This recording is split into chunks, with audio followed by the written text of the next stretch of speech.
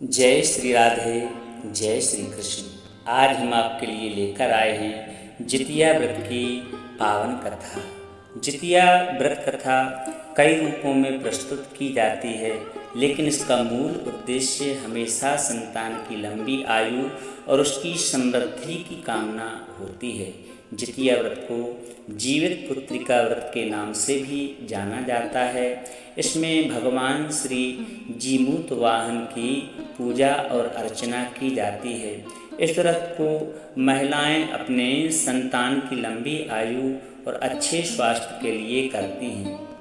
इस व्रत को महिलाएं निर्जल उपवास रह करके करती हैं। आइए जितिया व्रत की पावन कथा को श्रद्धा और भक्ति के साथ में श्रवण करते हैं। इस पावन कथा को श्रवण करने मात्र से जीवन में खुशहाली आ जाती है और परिवार में सुख समृद्धि बनी रहती है। एक समय की बात है, किसी वन में एक चील तथा सियारिन रहती थी। चील तथा सियारिन में गहरी मित्रता थी। चील तथा सियारिन दोनों हर काम को मिल बांट करके करती और प्रेम भाव से रहती थीं। एक बार कुछ महिलाएं जंगल में आईं और वह किसी जीवित पुत्रिका व्रत की आपस में बात कर रही थीं। यह सब देख चील के मन में जिज्ञासा जग गई। वह महिलाओं के पास गई और व्रत के बारे में पूछने लगी। तब महिलाओं ने जितिया व्रत के बारे में चील को बताया। चील तुरंत अपने मित्र सियारिन के पास में आई और उसको जितिया व्रत के बारे में संपूर्ण जानकारी प्रदान की।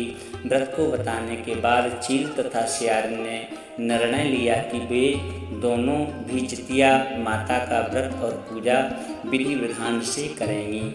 चील तथा सियारिन ने जितिया माता का व्रत का संकल्प कर लिया और शाम को पूजा की।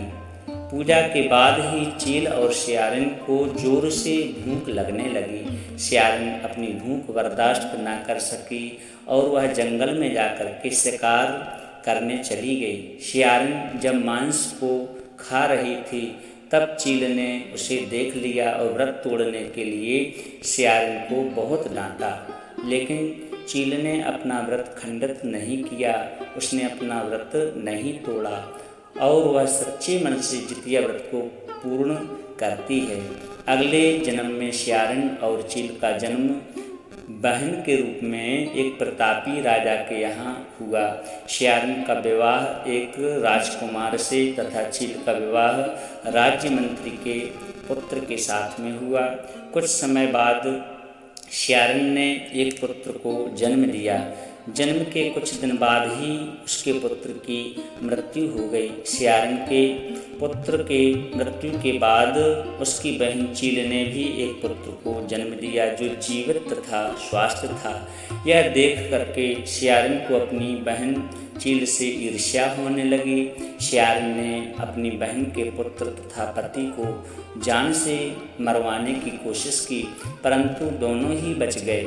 एक दिन देवी माँ सियारिन के सपने में आईं और उन्होंने सियारिन से कहा, यह तुम्हारे पूर्व जन्म के कर्म का फल है। अगर तुम इसे ठीक करना चाहती हो, इसे सुधारना चाहती हो, तो माँ जितिया की व्रत और उपासना करो। प्रातःकाल उठकर स्वप्न के बारे में सियारिन ने अपने पति को बताया। सियारिन के पति ने यह सुन सियारिन को व्रत करने की अनुमति प्रदान की और उसकी बहन चील से माफ़ी मांगने को बोला। इसके बाद सियारिन अपनी बहन चील के घर गई और उससे पहले अपनी गलतियों की उसने क्षमा याचना की। सियारिन को उसकी गलतियों पर पछतावा देख करके चील ने उसे क्षमा कर दिया। अगले साल जितिया व्रत पड़ा। यह व्रत सियारिन और उसकी बहन चील दोनों ने एक साथ में रखा। माता जितिया सियारिन के व्रत से अत्यंत प्रसन्न हुई और उसको पुत्र रत्न की प्राप्ति का आशीर्वाद प्रदान किया। कुछ दिनों बाद ही सियारिन ने एक सुंदर बालक को जन्म दिया। अब दोनों बहन प्रेम भाव और खुशी के साथ में रहने लगी। इस प्रकार से जितिया व्रत की पावन कथा है। इस पावन कथा को जो भी भक्त श्रद्धा और भक्ति के साथ में श्रवण करते हैं उसके पुत्रों के लिए लंबी आयु प्राप्त होती है और पुत्र पौत्रवान उसके सुखी रहते हैं। वीडियो यदि पसंद आया हो तो दिल से लाइक करें और कमेंट में जय श्री कृष्ण अवश्य लिखें।